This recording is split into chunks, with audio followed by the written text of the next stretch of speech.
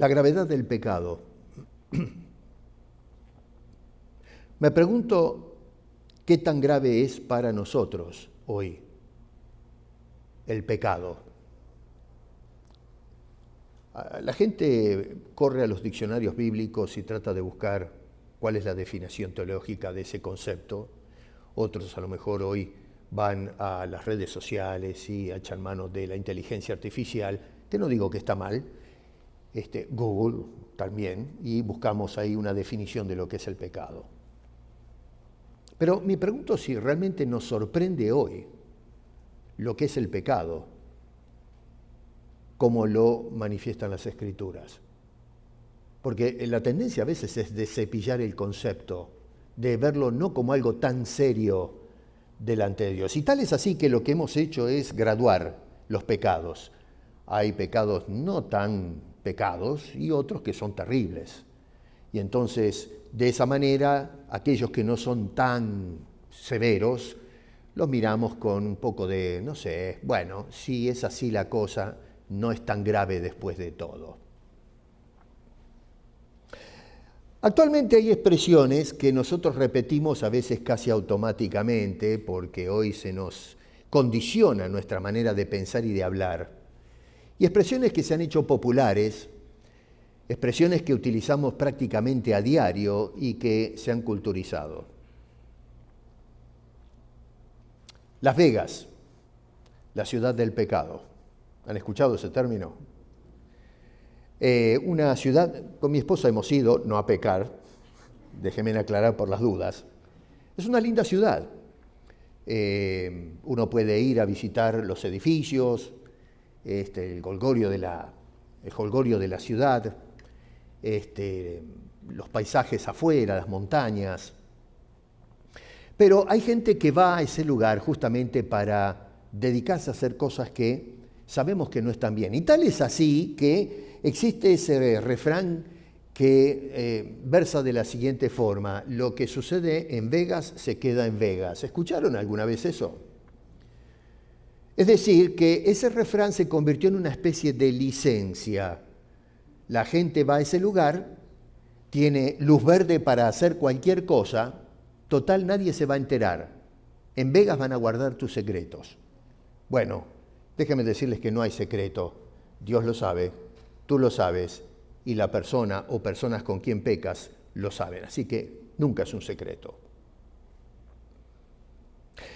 En el infierno va a haber una gran fiesta. Eso decía un tío segundo mío hace muchos años atrás. Hoy falleció ese hombre, no sé dónde está. Pero mucha gente piensa que sí, en el infierno van las mujeres que les gusta la diversión, los hombres que les gusta tomar, la música, la parranda, así que el cielo van todos los amargados, usted, yo, ¿no es cierto?, que van a cantar a la iglesia. Hay gente que realmente tiene la aureola arriba de la cabeza. El infierno va a ser la gran fiesta, así que mejor es ir al infierno que al cielo. Bueno, hay gente que piensa de esa manera, se agarran de esa expresión. Otros dicen, somos todos pecadores, así que no es para tanto.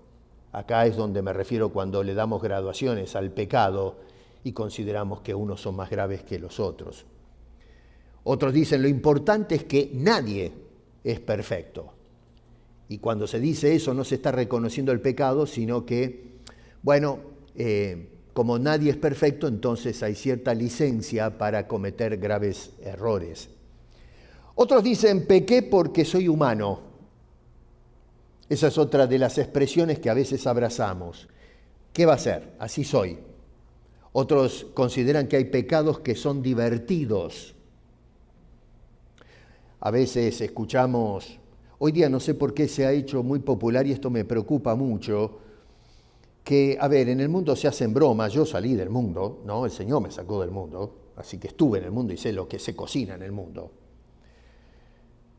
Y la gente hace bromas, agarra todo para la chacota, pero lo que me está molestando es que hoy día hay muchos cristianos que están poniendo en las redes bromas, usando la Biblia, usando el nombre de Dios, hablando del cielo, de San Pedro, de Cristo, y hacen bromas. O sea que toman lo sagrado para hacer cosas profanas. Hacemos chistes, bromas. ¿Me entienden lo que estoy diciendo? Y hay mucha gente hoy que no solamente arman estos paneles, sino que los comparten como una cosa graciosa. A ver, las almas se nos están yendo al infierno, no veo nada de gracioso en eso. Y Dios mandó a su Hijo Jesucristo a morir por esas almas. Y nosotros hoy estamos agarrando esas cosas santas para la chacota, para hacer bromas, y pienso yo que son bromas de muy, pero muy mal gusto. Esta semana hice una publicación donde alguien puso en las redes que hay que darle las gracias a Messi porque ganándole a Egipto vengó a Moisés y a los israelíes de lo que le hicieron los egipcios en la historia. ¿Qué tal? Un cristiano. Yo hice un comentario y me dieron un palo por haber dicho, eso es una barbaridad, raya lo blasfemo, ya tomamos las cosas a la broma. Y lo que me preocupa es que dentro del cristianismo perdimos el discernimiento de lo que se debe y no se debe hacer. Y entonces lanzamos esas bromitas que no tienen nada de gracioso, honestamente. Algunos dicen una canita al aire. ¿Escucharon esa expresión? Una canita al aire. Total, tenemos tantos pelos en la cabeza que un pelo solamente que tiremos al aire no es demasiado, ¿no? Bueno, no, una canita al aire es una canita al infierno, según las Escrituras. Dicen, es una travesura o qué sé yo, es un desliz que tuvo la persona. Así que esas son algunas de las tantas expresiones que se han popularizado en la actualidad.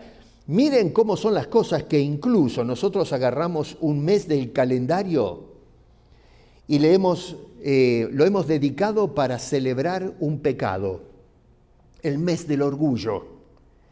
Y ahora en las ciudades se hace una gran celebración y están todo el mundo contentos, ponemos banderas, ilustramos la ciudad. Ese es el mes del orgullo.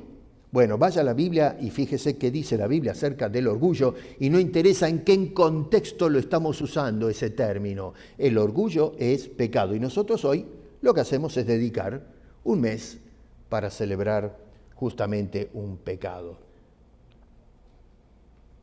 La sociedad moderna no ha cambiado a través de los tiempos el vocabulario acerca del pecado. Cambiamos cómo lo entendemos. Fíjense, por ejemplo, que ya no hablamos de rebelión, hablamos de autenticidad. Cuando una persona se rebela contra el status quo y especialmente en lo espiritual, hoy día, bueno, esa persona salió del closet, es una persona auténtica, real. Fíjense cómo han cambiado las cosas, ¿no? Nosotros hoy ya no hablamos de adulterio, hoy hablamos de una aventura nada más. No hablamos de codicia, lo que hablamos es de ambición. Ser ambicioso es bueno en la vida. No hablamos más de idolatría como pecado, sino de prioridades. Ya no se habla más de borracheras como un pecado, sino de diversión. No hablamos más de mentira como un pecado, sino que hablamos de verdades a medias. No hablamos más de pecadores, sino de personas imperfectas que necesitan ayuda. En otras palabras, estamos viviendo tú y yo en una generación, en un tiempo en que hemos aprendido a sonreír frente al pecado. Y hablamos de pecados en forma general, pero no vamos a la médula del problema. Sería muy fácil, ¿no es cierto?, hablar de que esta manera de minimizar la gravedad del pecado sucede solamente en el mundo, en la sociedad sin Cristo. La gente que no tiene el discernimiento que tenemos nosotros. Algo exclusivo de la gente que no tiene la luz del Evangelio. Pero el problema es que hoy día eso se ha metido dentro de la iglesia. Porque se puede entender que el mundo no entienda lo que dicen las Escrituras, lo que dice el corazón de Dios acerca del pecado. Pero el problema es que estos conceptos se han metido dentro de la iglesia de nuestro Señor Jesucristo. Quizás nos llamamos al pecado diversión, pero encontramos maneras muy sutiles de hacerlo menos grave de lo que realmente lo plantean las Escrituras. Minimizamos la gravedad de esta falta. Por ejemplo, llamamos hoy día debilidad a lo que Dios llama pecado. Es una debilidad de la persona. Decimos, por ejemplo, es que ese es mi carácter. Soy una persona impulsiva. Actúo de esa manera porque, qué sé yo, es mi personalidad. ¿Qué le voy a hacer? Soy así, Dios me hizo de esa manera. Sé que a lo mejor tengo que controlar algunas cosas, pero me tienen que tolerar porque, bueno, ¿qué va a hacer? Esa es la persona que soy, muy apasionado. Bueno, lo que estamos haciendo es justificando el pecado. Tenemos que dejar de trabajar con esas muletillas. Y si nos damos cuenta que eso no está bien, páralo. Trabaja con el Señor y para ese asunto. No digamos que es un problemita que tenemos que, en fin, resignarnos a vivir de esa manera. O sea que en lugar de nosotros reconocer que ese pecado tenemos que mortificarlo de alguna forma, lo convertimos en un rasgo de la personalidad. Es así como Dios me hizo. No, el pecado, cualquier pecado, no es un rasgo de la personalidad. La personalidad es un rasgo de tu pecado, que es diferente. Nos acostumbramos a pecados que son repetidos. Y que son al mismo tiempo no solo repetidos, pero son respetables dentro del cristianismo. Por ejemplo, cuando existe la constante crítica de lo que hace o no hace otra persona. Estamos observando constantemente la falta de otras personas. Carecemos de la actitud de perdonar cuando recibimos una ofensa. El orgullo también, la envidia, la autosuficiencia son algunas de las cosas que nos van llevando poco a poco a la indiferencia espiritual. Esos son pecados. Y sin embargo, cuando miramos estas cosas que se ven dentro de la iglesia, ya no producen el escándalo de los creyentes. Ya no lo vemos como una iglesia que está caminando o viviendo en pecado, cosas que son ofensivas a Dios, ya no son tan ofensivas para nosotros. Comparamos nuestros pecados con el de la otra persona. Al menos yo no hago lo mismo que hace este delincuente. Y estimamos entonces que por no ser nosotros tan ofensivos como lo es la otra persona, entonces Dios no lo va a tomar en cuenta. Soy en un sentido más inocente que el otro. Eso fue precisamente la actitud que denunció el apóstol Pablo de los judíos y de los gentiles en los primeros 2 capítulos de la carta a los romanos. Es decir, esa comparación horizontal que hacían los judíos de los gentiles y viceversa, y que Pablo descalifica. Es decir, disminuye la percepción de la culpa que uno tiene delante de Dios comparándose con los otros. Confundimos la gracia de Dios con el permiso. Pensamos que Dios, la falta que yo cometo, la va a perdonar porque Dios es un Dios de gracia. Y entonces dejamos de luchar seriamente contra los pecados que cometemos. Hoy día la gracia lo que hace es dejar de producir una vida de santidad y la convierte en una especie de excusa para seguir pecando, seguir andando de una manera que Dios desaprueba. Y de esa manera vamos perdiendo poco a poco y pecado a pecado la sensibilidad. Pecados que antes nos quebrantaban y nos llevaban de rodillas al trono, a la presencia del Señor y confesábamos con lágrimas. Hoy en cambio, pecados que nos incomodaban, ahora los pasamos de largo o los justificamos. Nos conformamos con la religiosidad externa, vamos al culto, oramos, cantamos, leemos la Biblia, alabamos a Dios y una serie de cosas, pero resulta que vivimos donde hay áreas de pecados ocultos que no estamos tratando delante del Señor. Total, nadie me ve. Uno de los síntomas más peligrosos cuando una persona tiene una enfermedad es dejar de sentir el dolor. Esa alarma natural que Dios nos ha puesto justamente para que corramos a ver a un especialista y trate con nosotros, que nos está diciendo que algo está andando mal y a menos que vea a un especialista eso se va a ir agravando. Lamentablemente, cuando hablamos de las cosas espirituales sucede algo parecido. Cuando la alarma se apaga, entramos en una vida de extremado peligro, cuando está diciéndonos la conciencia que estamos en pecado y está reafirmado por lo que nos dice la palabra de Dios, y nos acostumbramos a no responder, a no ir al especialista para que trate con eso, que es nuestro Señor, nos vamos insensibilizando y nuestras vidas corren peligro. Entonces acá la pregunta no es si el pecado existe. La pregunta es, ¿qué piensa Dios del pecado? En las semanas anteriores, si ustedes recuerdan un poco, y si no, vayan al canal y miren las predicaciones anteriores, hablamos de lo que Dios es basado en Isaías. La semana pasada hablamos de lo que Dios dice y analizamos lo que Pablo dice de la palabra que es inspirada por Dios. ¿Recuerdan eso? Y hoy lo que vamos a ver es que lo que Dios advierte y al mismo tiempo lo que Dios ofrece. Lo que Dios es, lo que Dios dice, lo que Dios advierte y ofrece. Y en este pasaje ya no escuchamos la opinión de la cultura acerca de lo que la gente piensa que es el pecado y qué tan grave es para unos y para otros. Acá lo que ya estamos mirando es escuchando cuál es el diagnóstico divino acerca de este tema del pecado que hoy lamentablemente no lo tomamos en serio. A lo menos en esta línea, esta es mi apreciación de lo que se puede sacar mucho de lo que dice el apóstol Pablo. Acá el tiempo no nos ayuda, pero podemos sacar por lo menos tres cosas. Una es, se nos advierte de una condición que nadie, ni tú, ni yo, ni ningún ser humano puede evitar. Dice en el capítulo 3, verso 9, fíjate, todos están bajo pecado.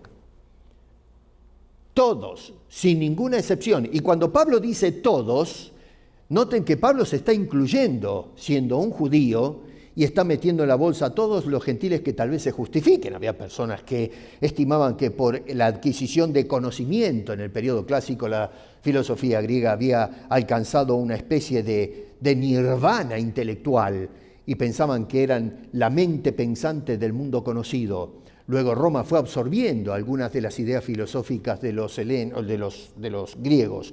Y esta gente pensaba que eran superior al resto, tal es así que incluso los romanos estimaban que los judíos eran gente de segunda clase, y ni hablar de los bárbaros y escitas que vivían fuera de los límites de Roma.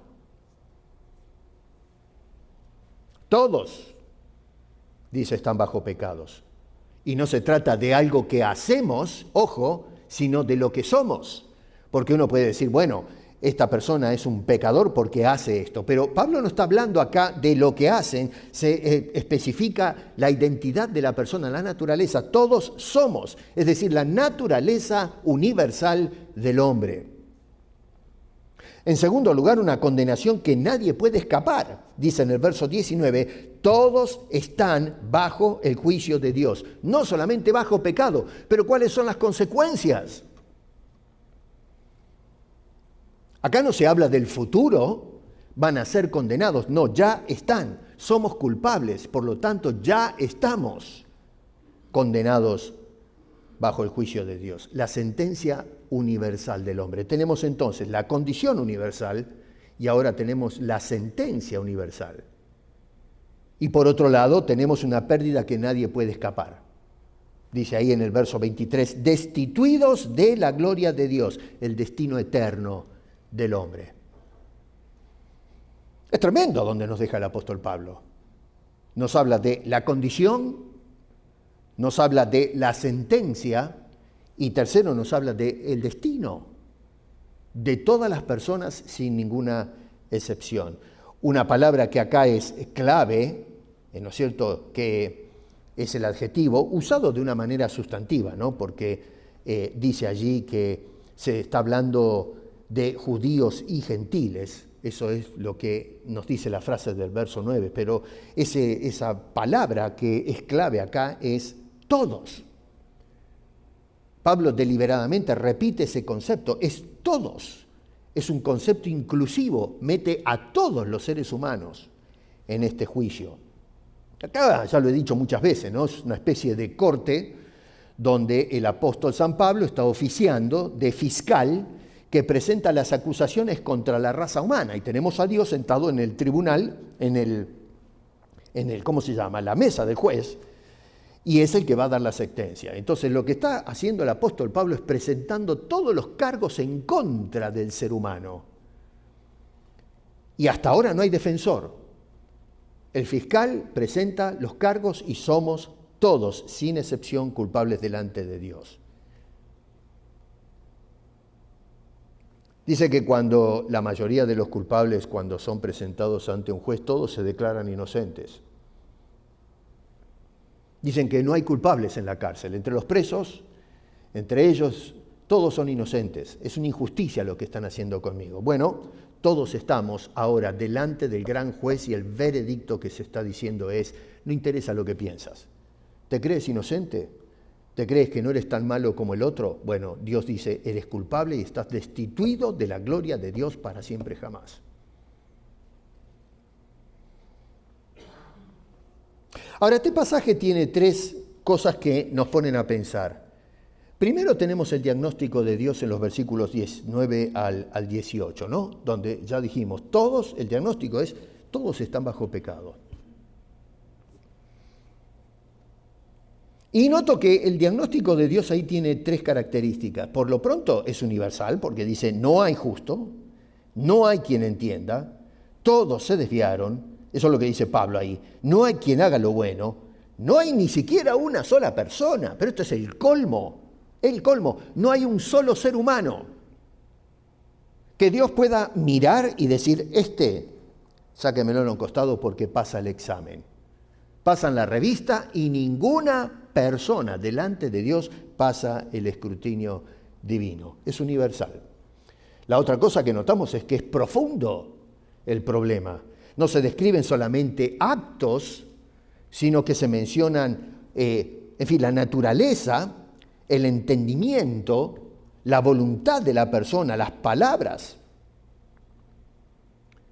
Fíjense en ustedes lo que dice ahí en el verso 3. Dice que es sepulcro abierto su garganta. Qué expresión más ilustrativa y dura, durísima. ¿Por qué dice sepulcro abierto su garganta? Porque lo que hay allí adentro, la garganta es de donde salen, a fin de cuentas, las palabras. Tiene que pasar por ahí, las cuerdas vocales están metidas ahí adentro.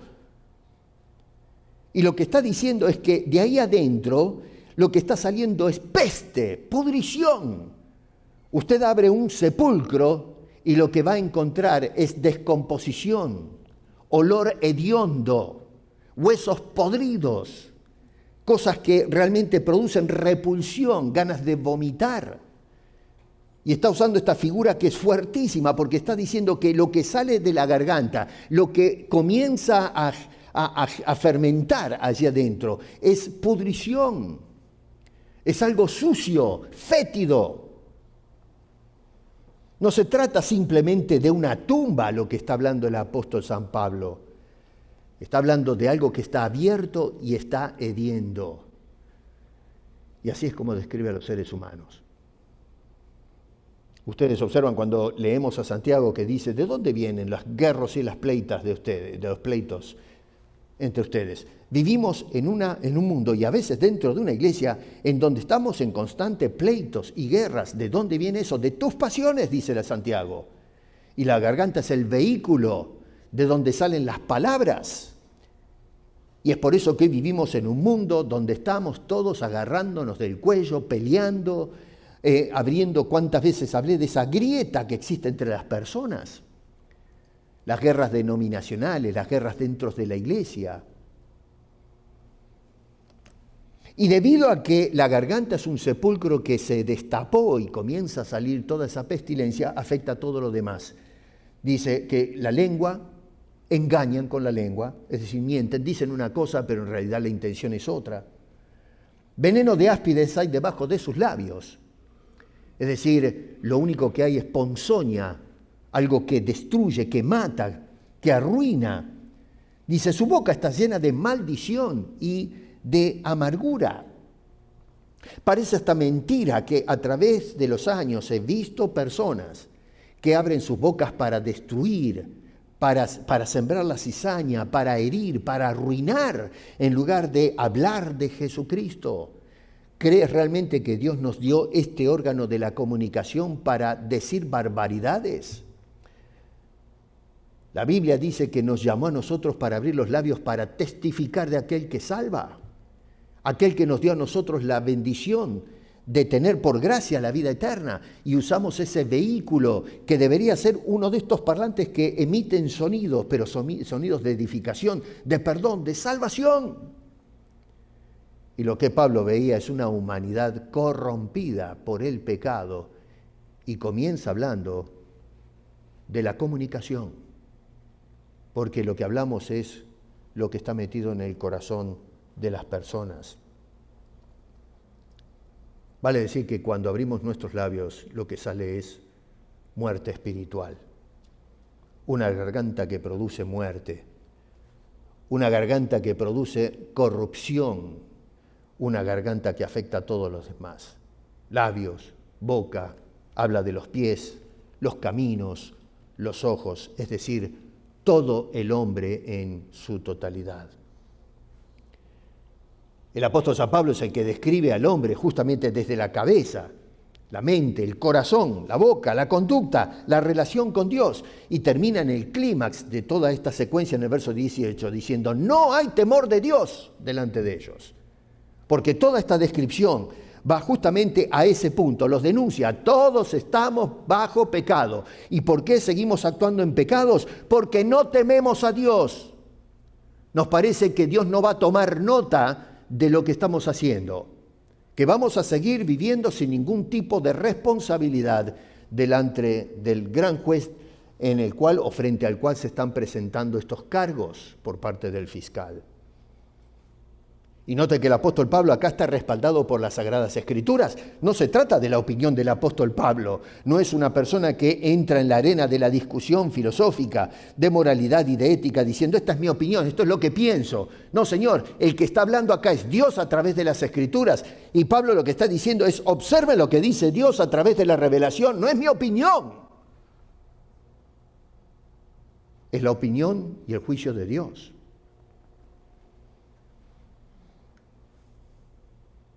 Hoy la gente se cansa de dar opiniones. Es mi opinión, es tu opinión. Tú tienes la tuya, yo tengo la mía. ¿Y Dios no tiene nada que decir? Pablo está citando a los Salmos, está citando a Isaías, o sea que es Dios el que está haciendo el diagnóstico, no el fiscal. El fiscal simplemente presenta los cargos, pero el diagnóstico del hombre lo está haciendo Dios por revelación. Así que ese es el diagnóstico divino en cuanto al ser humano. La segunda cosa, versos 19 al 20, es el veredicto de Dios, no solo el diagnóstico. Acá pasamos de, vamos a decir, el diagnóstico de un tribunal, como se plantea acá, y Pablo nos introduce en una arena jurídica. Habla de la ley, lo ven ahí en sus versículos, y la ley habla, la ley está diciendo lo que se debe y no se debe hacer. Toda boca dice que se tiene que cerrar ante lo que dice la ley. A ver, cuando nosotros manejamos y la ley dice que no debo pasar los 100 kilómetros por hora y estoy manejando, el otro día agarraron un loco que iba a 200 y pico de kilómetros por hora acá en la ciudad de Toronto, no sé. Entonces, el cartel me está diciendo que esa es la ley y tengo que callarme, no puedo empezar a discutir. Es que no estoy de acuerdo que sean 100 kilómetros por hora. La ley dice 100 y es 100. Y si manejo a 120, ya rompí la ley, quebré la ley. Y entonces si me agarran, tengo que pagar las consecuencias. Bueno, en este caso, la ley de Dios habla y dice: toda boca debe cerrarse. Todo el mundo, bajo esa ley divina, está bajo juicio. Esa es la sentencia. Ninguna carne, ningún ser humano queda justificado ante la ley de Dios. Vemos entonces que como pensaban los judíos en cuanto a la ley, estaban equivocados. Y Pablo es un judío que estuvo equivocado, que por la gracia de Dios vio la luz. Pero este hombre está reconociendo que no hay ningún judío que, pensando porque cumpla con ciertos patrones de la ley escrita, pueden ganarse la salvación y ser justificados mediante sus actos. La ley en este caso lo que hace es funcionar como un espejo, pero la ley jamás de los jamases salvó ni salva. La ley revela, la ley no limpia, la ley expone, la ley no justifica. Hermano, entiende, la ley lo que hace es condenar, nos condena, nos declara culpables. Así que en este punto el apóstol Pablo deliberadamente y lógicamente movido por el Espíritu de Dios nos está dejando en una situación pero extremadamente compleja. Estamos en un serio problema los seres humanos. Y Pablo nos deja tirados ahí delante del juez a propósito, en una condición de desesperación. Porque aunque yo venga con la idea de que no, yo soy inocente, deberían perdonarme, el hecho es que no lo eres y estás destituido de la gloria de Dios y sentenciado. Y no interesa si protestas y no estás de acuerdo con la ley. Es el juez el que tiene la última palabra, no el delincuente. Y por más que te sientas inocente, vas a pagar la cuenta hasta el último centavo. Y entonces Pablo introduce el tercer punto que rompe con este estado de miseria. Versos 21 al 26, la respuesta de Dios a esa condición. Y pienso yo que este es uno de los cambios más notables que nosotros notamos en la teología de Pablo y en la teología cristiana. Noten que la Biblia dice allí, las dos palabras son interesantes. Dice, pero ahora, en el versículo 21. Las dos palabras, pero ahora. El pero lo que hace es cambiar la dirección del pensamiento. El clímax va en otra dirección. El ambiente que se había generado. Y ese ahora, que va ligado a eso, lo que hace es hablarnos del presente, en este momento de desesperación. ¿Qué sucede? Así que tenemos un cambio de cuadro y que ese cambio sucede ahora, en esta realidad, en este momento, en esta dispensación en la que estamos viviendo. Hasta aquí todo es oscuridad. El hombre no puede hacer absolutamente nada para prender la luz. Y es justamente en esa condición de penumbras espirituales es donde Dios interviene. No el hombre, sino Dios. Y aquí ya no aparece, no habla más el apóstol Pablo en términos de juicio, como lo hacían los versículos anteriores, no se enfoca más en el pecado. Ahora aparecen palabras completamente distintas, aparece la palabra justicia, aparece ahí la palabra gracia en esos versículos, la palabra redención, propiciación, fe, sangre, Cristo. ¿Te das cuenta el contraste que hay exegéticamente hablando? La primera parte del enfoque es negro, pero entonces pasamos a esta segunda parte y el lenguaje cambia completamente, como si estuviésemos pasando de una sala, de un tribunal, donde estamos en el horno, y salimos afuera, se abrieron las puertas y dijeron, eres libre. Y podemos entonces ahora contemplar el lugar donde se efectuó todo eso, y es a los pies de una cruz. El clímax no es el verso 23, no nos equivoquemos. Usualmente citamos el verso 23 como el clímax de todo lo que dice el apóstol Pablo. Estamos destituidos de la gloria de Dios por causa del pecado. No. Exegéticamente el apóstol Pablo, el clímax de todo este razonamiento está en el verso 24. Ahí es donde tenemos que poner los ojos. Dice este hombre, siendo justificados gratuitamente por gracia, mediante la redención que es en Cristo Jesús. Porque el Evangelio, a fin de cuentas, este mensaje que predicamos, no consiste solamente en saber que somos pecadores. El Evangelio nos está diciendo que hay una buena noticia para esos pecadores. ¿Y cuál es la buena noticia? Es descubrir lo que Dios hizo a favor de nosotros, aun cuando no lo merecíamos.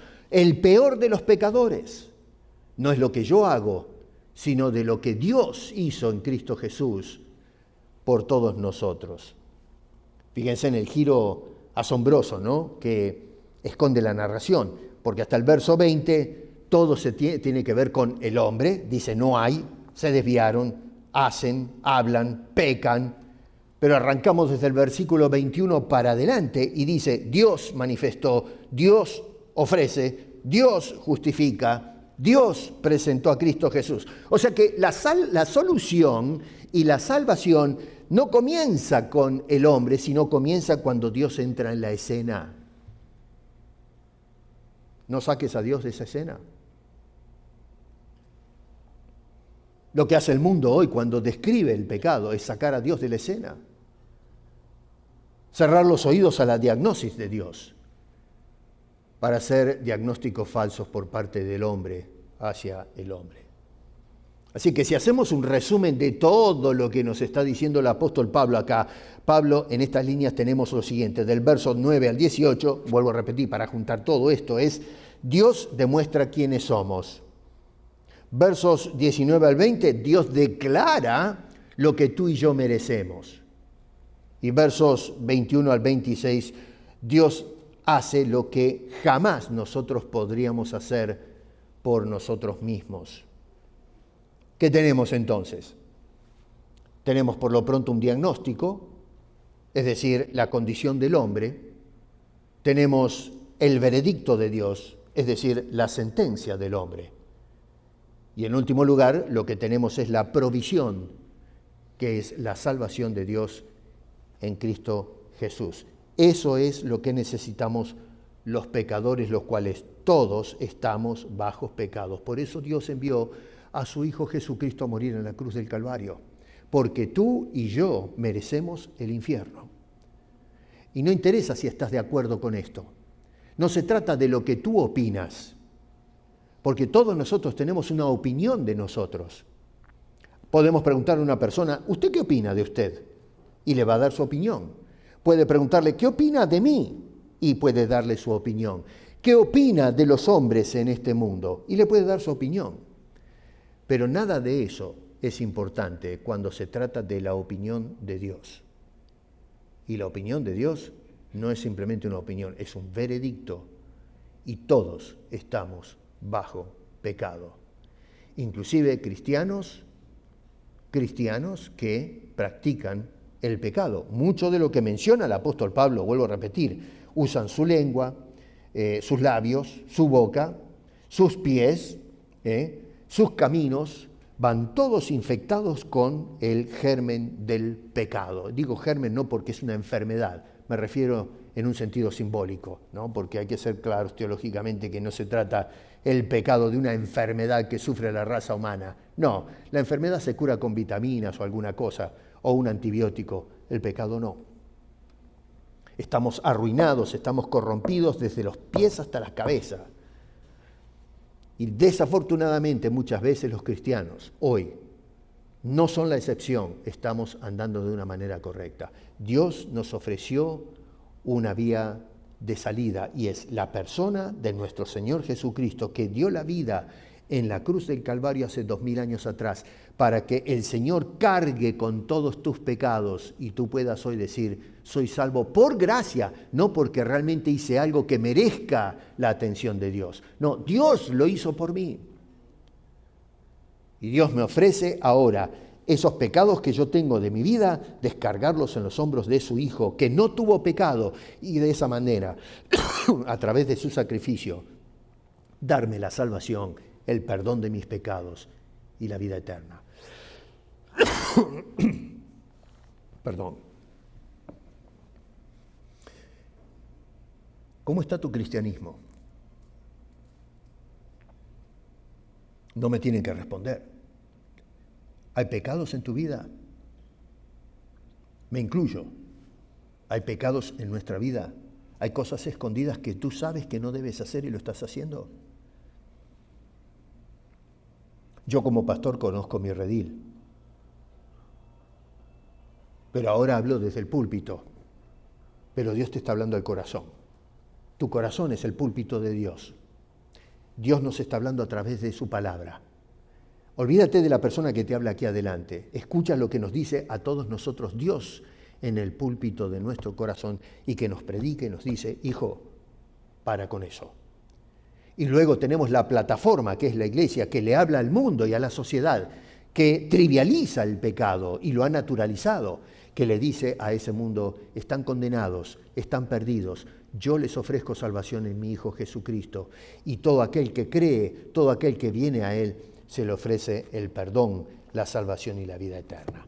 Hermano querido, si hay algo que mantiene nuestra fe, otra vez, el tema de toda esta serie que estamos tratando es verdades que sostienen la fe. Bueno, una verdad que sostiene nuestra fe es el perdón de Dios por nuestros pecados. Sin ese perdón, sin esa justificación, aunque seamos religiosos, estamos todos perdidos y merecemos el infierno. Lo mismo que un escriba o un fariseo en los días de Pablo, en los días de Jesucristo.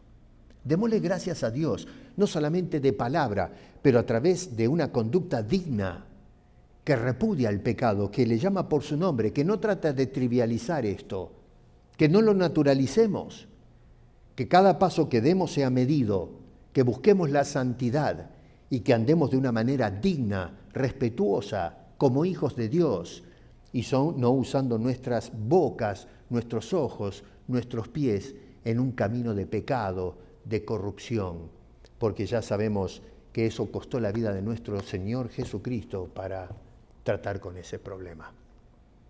Eso es lo que mantiene nuestra fe firme, no el pecado.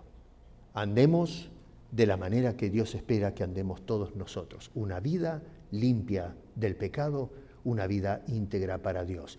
Y que cuando abramos nuestras voces, que salgan de nuestras gargantas, no el olor fétido del pecado, sino que puedan salir las palabras dulces del Evangelio y la invitación de Dios de venir a los pies de la cruz de Cristo para recibir en la sentencia una revisión y un cambio. Y es decir, de ahora te declaro inocente porque alguien pagó la pena por ti. Y de esa manera salgamos de ese lugar de juicio siendo perdonados y salvos. Y cuando se abren las puertas, poder mirar la luz de una nueva existencia y de una esperanza firme que mira hacia adelante hasta el día que el Señor nos lleve a su santa presencia. Una fe que se sostiene. Padre, gracias te damos por habernos dado la salvación. Y perdónanos, por favor, porque nos hemos acostumbrado en esta generación a quitarle gravedad al pecado.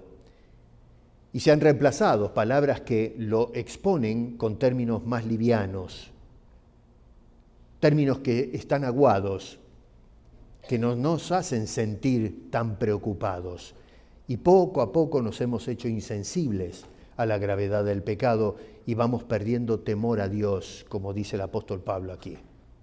Ayúdanos a entender las consecuencias del pecado y que podamos apreciar tu gracia, no para justificarlo, sino justamente para poder estribar por una vida más santa, más limpia, transparente, que te lleva a gloria.